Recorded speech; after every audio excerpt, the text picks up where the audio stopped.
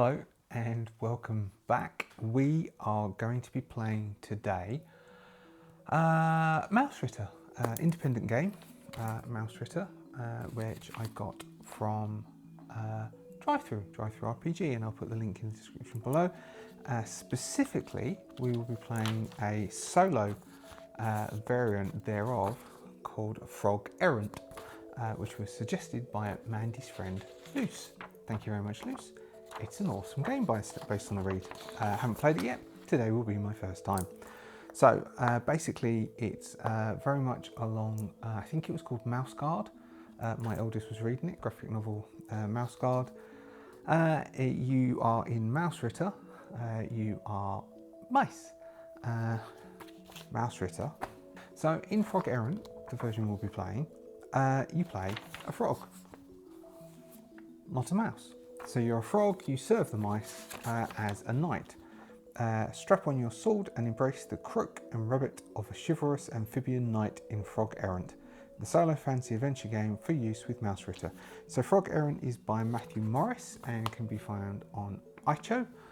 I'll put in a link in. And Mausritter is by Isaac Williams and can be found on iCho or also on Drive-Thru. There's lots of additional material for Mausritter, which is a traditional tabletop role-playing game, and Frog Errant is the standard thing that we've been playing more recently. So let's create our froggy.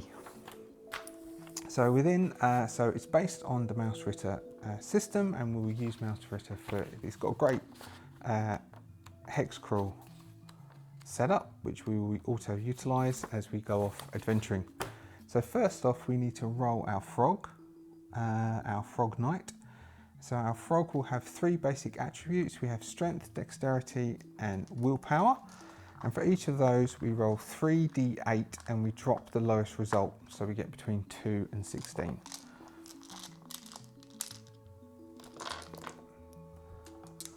So we can do 3d8, so between 2 and 16, then we can swap 2 and roll a d4 and add it to any one. 3d8, drop the lowest, so we have a 13 for our strength.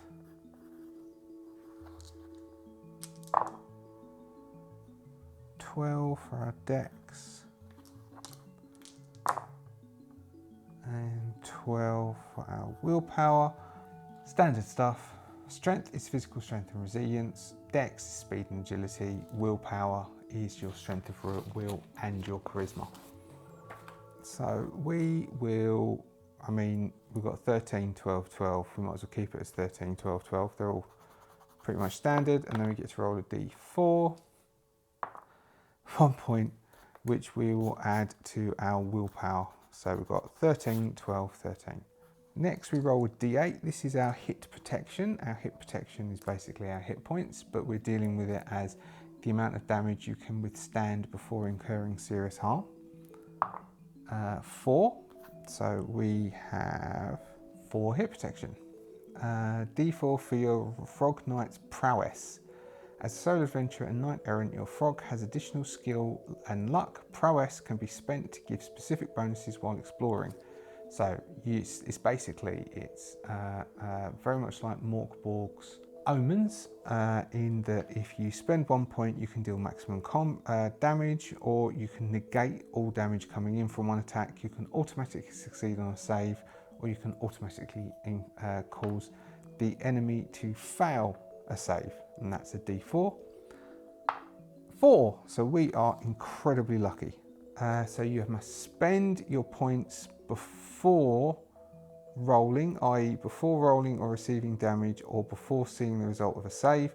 Depleted prowess is restored to max after a full rest. Prowess is also used to purchase weapons and armor before you go adventuring.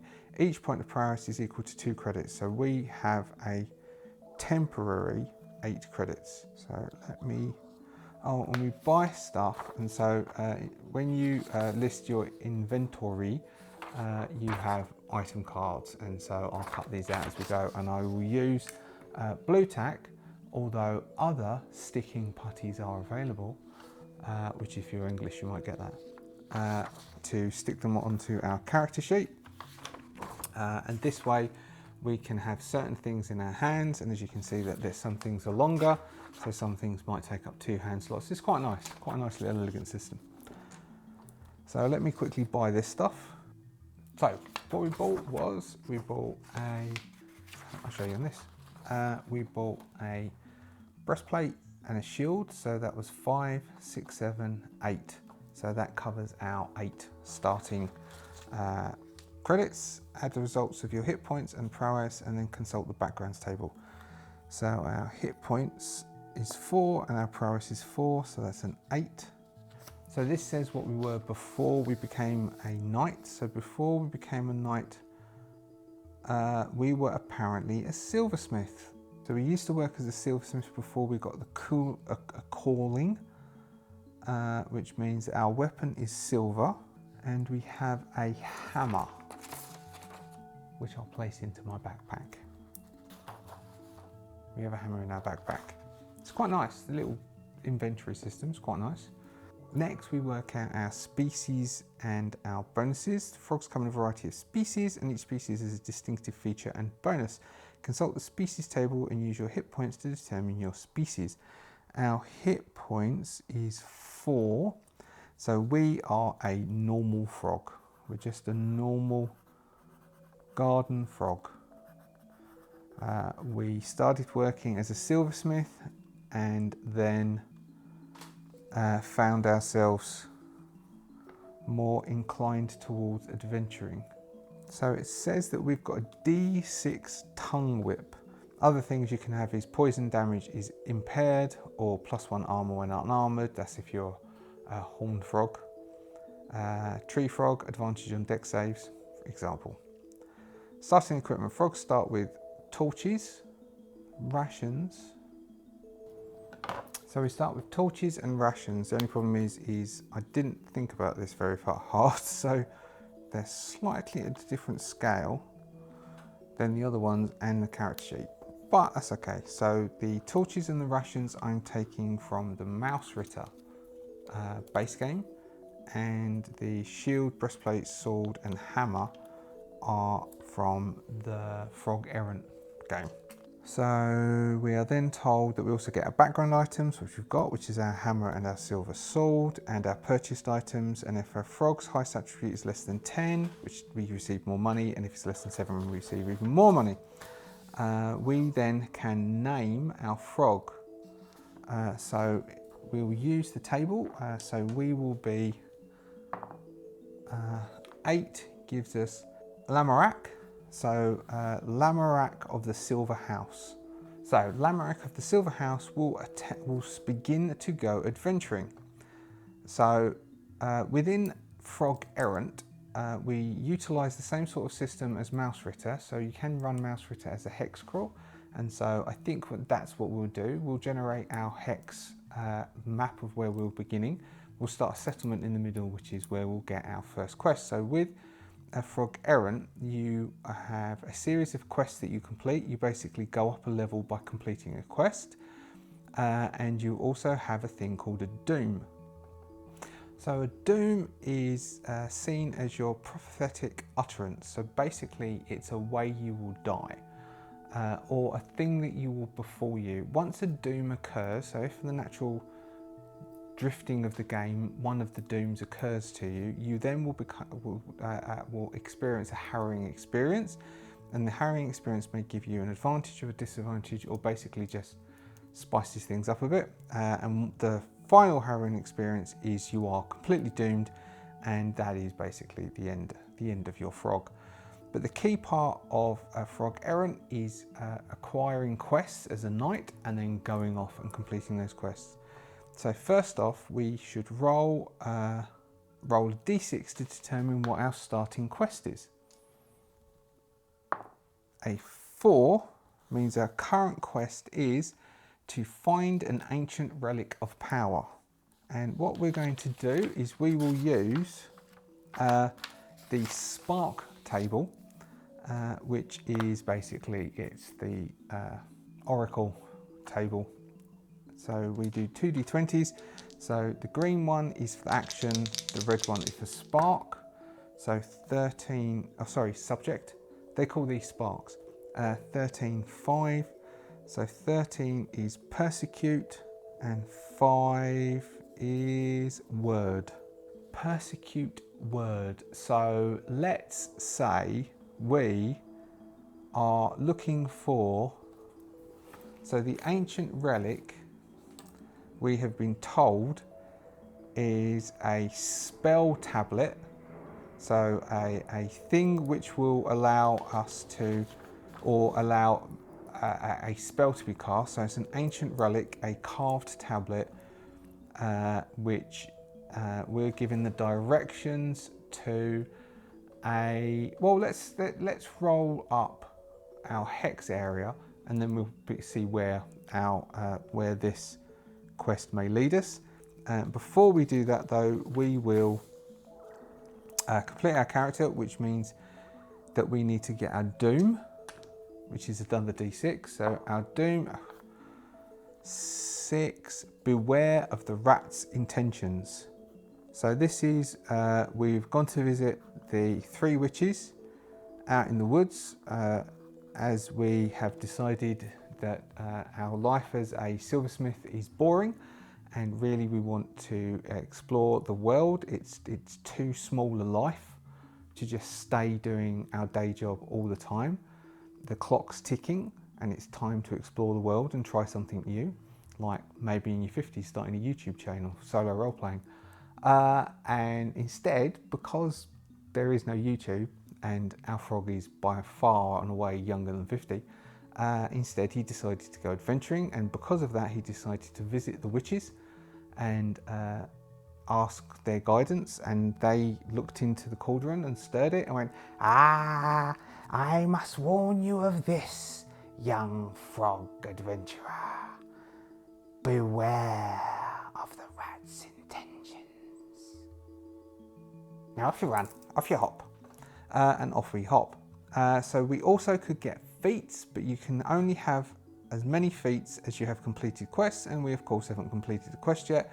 And feats are such things as having iron skin or being an armourer, and they cost experience points, and we earn experience points by completing quests and accruing pips, and pips are money. What else have we got? So our solo procedure. Okay, yeah, we've got one final thing.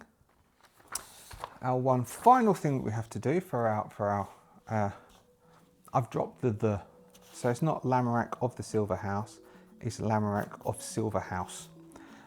Is that within Frog Errant, we have a thing called the pressure point. It's like within Mythic the chaos factor, and so when we are asking a yes/no question, we we'll do it when we do it, but basically we're rolling against the pressure point, and the pressure point is how much chaos and how much stuff is going on in the world at the moment. And at the moment we are setting at 10, which is the starting point. The pressure point can only be 8, 9, 10, 11 or 12. 12 being everything is super duper cool and chill, 8 being oh my god, the rats are after me. So we now have Lamorak of Silverhouse. So Lamorak of Silverhouse has picked up his shield, picked up his sword, and is ready to face whatever the world will throw at them.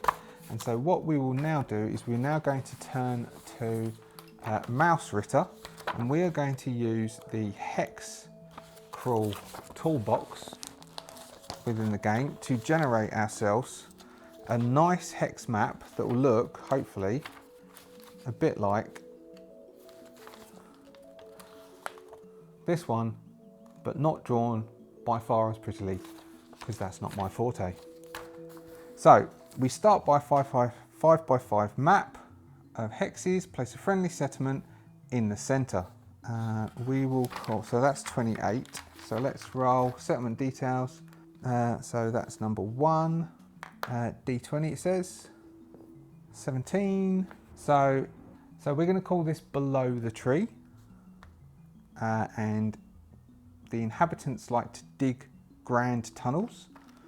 What feature sets this settlement apart? cities have 2, so it's just a settlement. It is 2, which is, it's exceedingly comfortable. Very, very comfortable. So it's very plush, very pleasant inside. A D6 for how big this settlement is. It's a 4. There's about 150 to 300 mice, and it's governed. Most settlements pay taxes to and are protected by the local noble mouse. 3 settlements keep their own guard. A D6 plus settlement size. So the settlement size was size 4. So D6 plus 4 gives us 7. It's guild run. What do the mice do? D20. Let's see what this turns up. 17. Excellent school. What trade do mice work? Towns and cities have 2. So good schools. Okay, we won't bother doing that. Settlement need see. No, we've already called it. It's called below the tree. Okay, so we have a tree and lots of tunnels below the tree.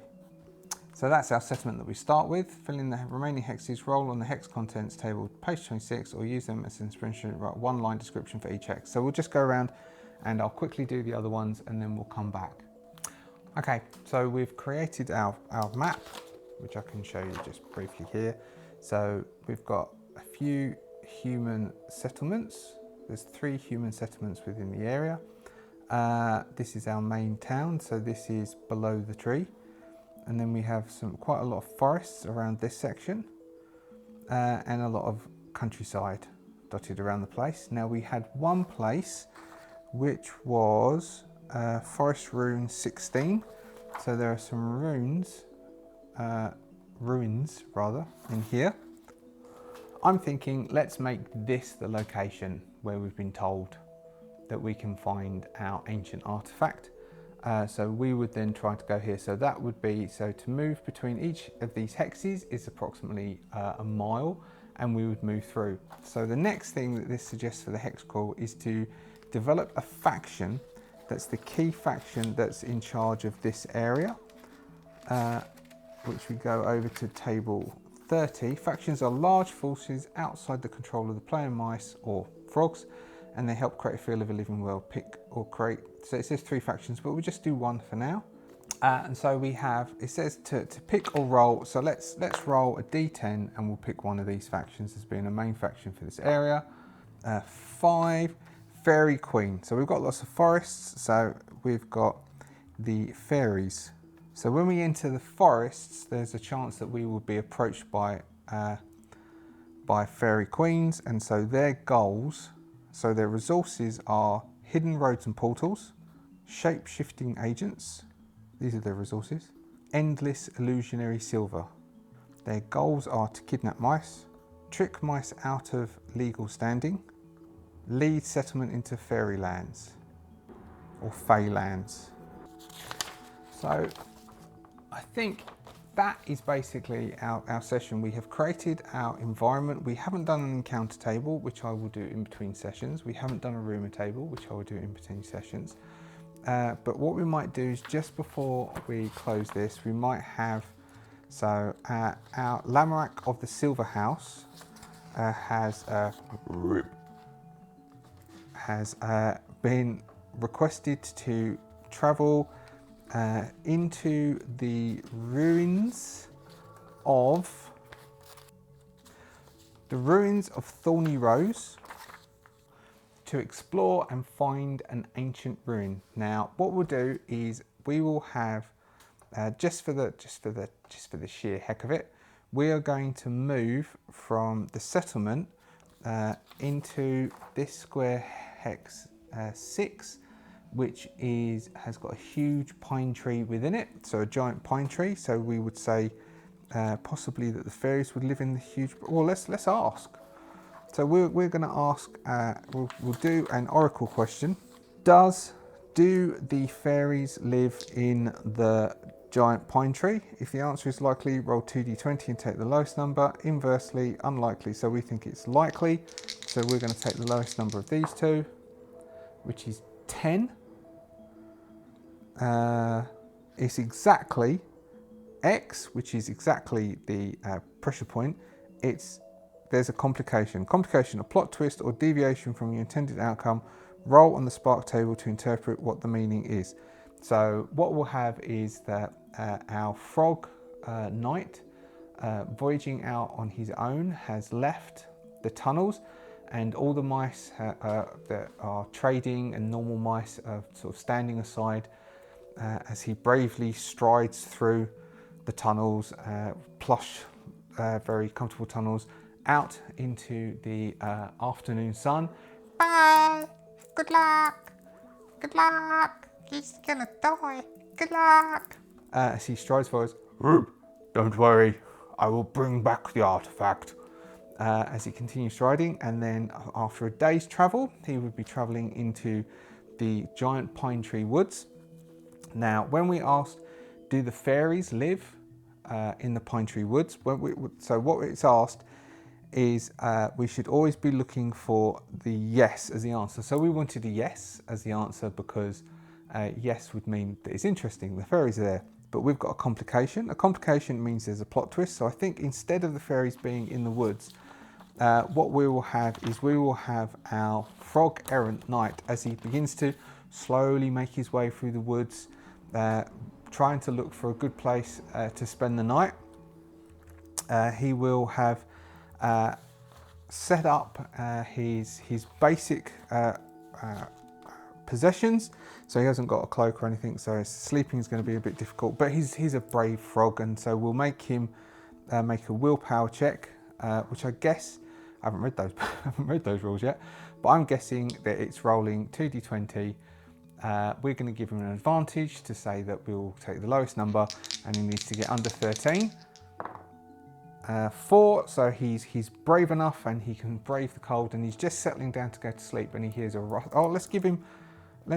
So what would dexterity would also? So let's give him a dex check to see if he can hear stuff. Otherwise, he's going to be ambushed by some fairies who are going to be attempting to fulfill their goal of kidnapping mice, where they're going to kidnap him as a frog to try and get mice to come out to save him. 5, we gave him advantage, so 5, he hears it and he jumps up to his feet, goes, what are you doing? As we'll say a fairy, to give him an easy fight, comes out of the woods and attempts to attack him. And that's where we'll leave our frog errant for today.